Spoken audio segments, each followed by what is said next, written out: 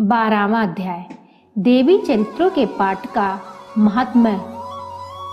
देवी बोली, देवताओं, जो एकाग्र चित्त होकर प्रतिदिन इन स्थितियों से मेरा स्तवन करेगा, उसकी सारी बाधाएं मैं निश्चय ही दूर कर दूंगी। जो मधुकैटभ का नाश, महिषासुर का वध तथा शुंभ निशुंभ के संहार के प्रसंग का पाठ करेगा तथा अष्टमी, चतुर्दशी और नवमी को भी जो एकाग्र चित्त हो भक्ति पूर्वक मेरे उत्तम महात्म्य का श्रवण करेगा, उन्हें कोई पाप नहीं छू सकेगा। उन पर पाप जनित आपत्तियां भी नहीं आएंगी। उनके घर में कभी दरिद्रता नहीं होगी तथा उनको कभी प्रेमी जनों के बिछोह का कष्ट भी नहीं भोगना पड़ेगा। इतना ही नहीं, उन्हें शत्रु से, लुटेरों से, राजा से, शस्त्र से, अग्नि से तथा जल की राशि से भी कभी भय नहीं होगा। इसलिए सबको एकाग्र चित्त होकर भक्ति पूर्वक मेरे इस महात्म्य को सदा पढ़ना और सुनना चाहिए। यह परम कल्याण कारक है। मेरा महात्म्य महामारी जनित समस्त उपद्रव तथा आध्यात्मिक आदि तीनों प्रकार के उत्पातों को शांत करने वाला है। मेरे जिस मंदिर में प्रतिदिन विधि पूर्वक मेरे इस महात्म्य का पाठ किया जाता है, उस स्थान को मैं कभी नहीं छोड़ती। वहाँ सदा ही मेरा सन्निधान बना रहता है। बलिदान, पूजा, होम तथा महोत्सव के अवसरों पर मेरे इस चरित्र का पूरा पाठ और श्रवण करना चाहिए। ऐसा करने पर मनुष्य विधि को जानकर या बिना जाने भी मेरे लिए जो बलि, पूजा या होम आदि करेगा, उसे मैं बड़ी प्रसन्नता के साथ ग्रहण करूंगी।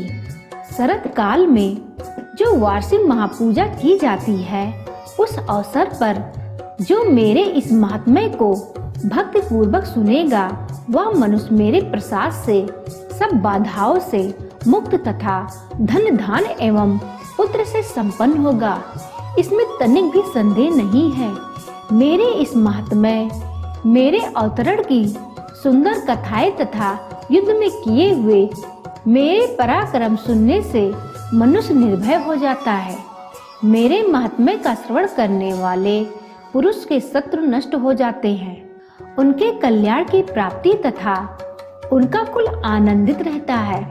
सर्वत्र शांति कर्म में बुरे स्वप्न दिखाई देने पर तथा ग्रह जनित भयंकर पीड़ा उपस्थित होने पर मेरा महात्म्य श्रवण करना चाहिए। इससे सब विघ्न तथा भयंकर ग्रह पीड़ाएं शांत हो जाती हैं और मनुष्यों द्वारा देखा हुआ दुस्वप्न शुभ स्वप्न में परिवर्तित हो जाता है। बाल ग्रहों से आक्रांत हुए बालकों के लिए यह महात्म्य शांतिकारक है तथा मनुष्यों के संगठन में फूट हो जाने पर यह अच्छी प्रकार मृत्यता कराने वाला होता है। यह महात्म्य समस्त दुराचारियों के बल का नाश कराने वाला है। इसके पाठ मात्र से राक्षसों, भूतों और पिशाचों का नाश हो जाता है। मेरा यह सब महात्म्य मेरे सामीप्य की प्राप्ति कराने वाला है। पशु, पुष्प, अर्घ्य, धूप, दीप, गंध आदि उत्तम सामग्रियों द्वारा पूजन करने से, ब्राह्मणों को भोजन कराने से, होम करने से, प्रतिदिन अभिषेक करने से, नाना प्रकार के अन्न भोगों का अर्पण करने से तथा दान देने आदि से 1 वर्ष तक जो मेरी आराधना की जाती है और उससे मुझे जितनी प्रसन्नता होती है, उतनी प्रसन्नता इस उत्तम चरित्र का एक बार श्रवण करने मात्र से हो जाती है। यह महात्म्य श्रवण करने पर पापों को हर लेता है और आरोग्य प्रदान करता है। मेरे अवतरण का कीर्तन समस्त भूतों से रक्षा करता है तथा मेरा युद्ध विषयक चरित्र दुष्ट दैत्यों का संहार करने वाला है। इसके श्रवण करने पर मनुष्यों को शत्रु का भय नहीं रहता। देवताओं, तुमने और ब्रह्मर्षियों ने जो मेरी स्तुति की है तथा ब्रह्मा जी ने जो स्तुतियां की हैं, वह सभी कल्याणमयी बुद्धि प्रदान करती हैं।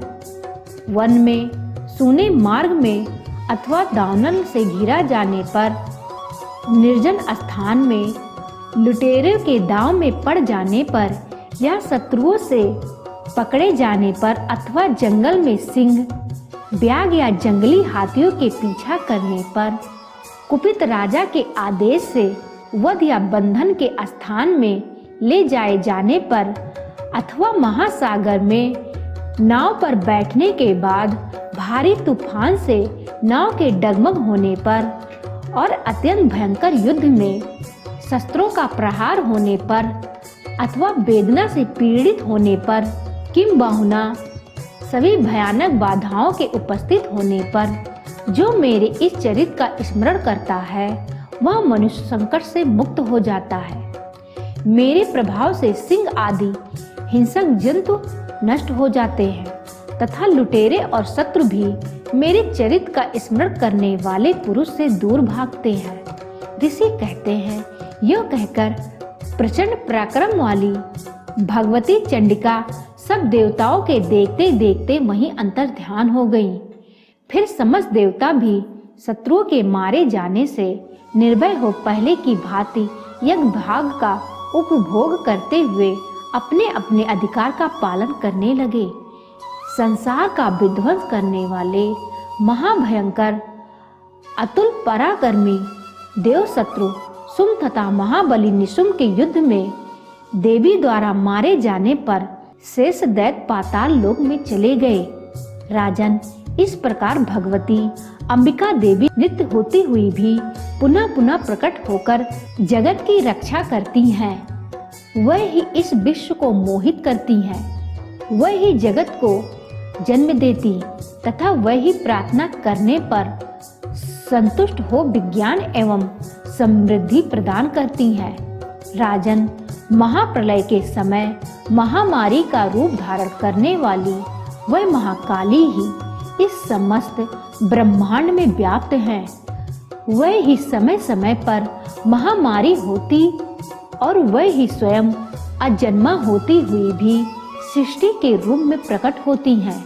वह सनातनी देवी ही समय अनुसार संपूर्ण भूतों की रक्षा करती हैं।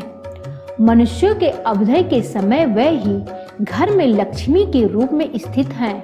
वह ही उन्नति प्रदान करती हैं और वह ही अभाव के समय दरिद्रता बनकर विनाश का कारण होती हैं। पुष्प, धूप और गंध आदि से पूजन करके उनकी स्तुति करने पर वह धन, पुत्र, धार्मिक बुद्धि तथा उत्तम गति प्रदान करती हैं। इस प्रकार श्री मार्कंडेय पुराण में सावर्णिक मनवंतर की कथा के अंतर्गत देवी महात्म्य में फल स्तुति नामक 12वां अध्याय पूरा हुआ।